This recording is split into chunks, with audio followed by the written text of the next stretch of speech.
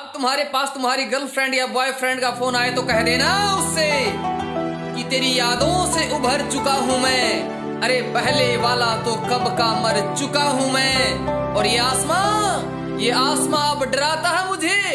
अरे अब तो जमी पर उतर चुका हूं मैं। और बहुत पहले छोड़ दिया है मैंने तुझको, जब से अग्निदेव आर्य से जुड़ चुका हूं मैं। कह देना उससे क्या ब्रह्मचारी बन चुका हूं मैं। रहेंगे जुन से ओली आने तो पहले पटाखे बजा दे ना, फिर इनकी जब ओली आवे है तो घर कुछ बचा नहीं होता और फिर दूसरे के पटाखे देख कर टेप काटना पड़ा है। समझ गए होगे, ब्रह्मचर्य पालन कर लो, छोड़ दे अस्तमैथुन, खत्म हो जाओगे, खत्म है, नपुंसक हो जाओगे। जब ओली आओगी तो दूसरे आगे पटाखे में देख देख कर तुम भीतर जलोगे, फिर कुछ नहीं बचेगा।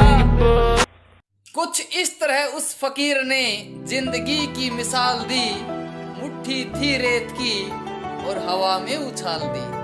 दिक्कत नहीं। क्रांतिकारियों की 2 जीवनियां जरूर पढ़ना, 2 क्रांतिकारियों की जीवनियां कम से कम जरूर पढ़ना। कौन सी?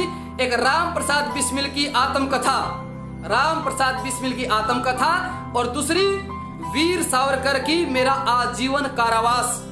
वीर सावरकर की लिखी हुई पुस्तक है मेरा आजीवन कारावास, उसे भी जरूर पढ़ना।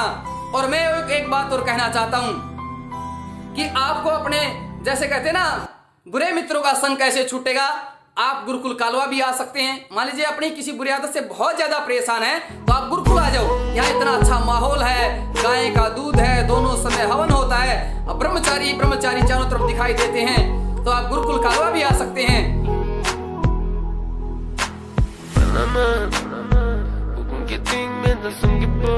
एक बात याद रखियो, जब कोई आदमी दुखी होकर आपके पास आवे और अपने भीतर की बहुत गहरी बात आपने बतावे तो भाई उसका साथ देना है, उपदेश नहीं देने।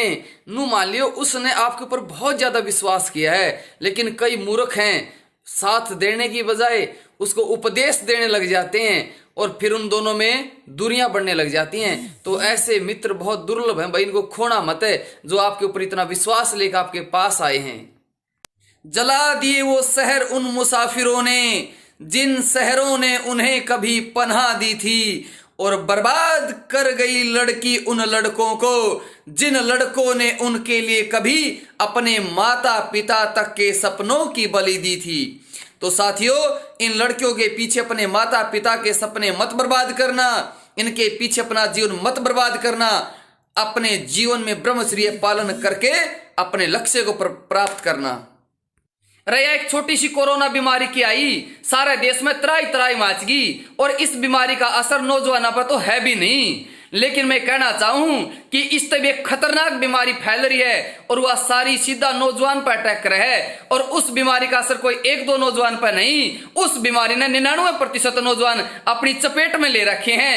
और वह बीमारी में नौजवान मरता नहीं भाई, उसमें तड़प है। और ये कहा करें कि मानस मरता तो देखा जावे पर तड़पता नहीं देखा जाता।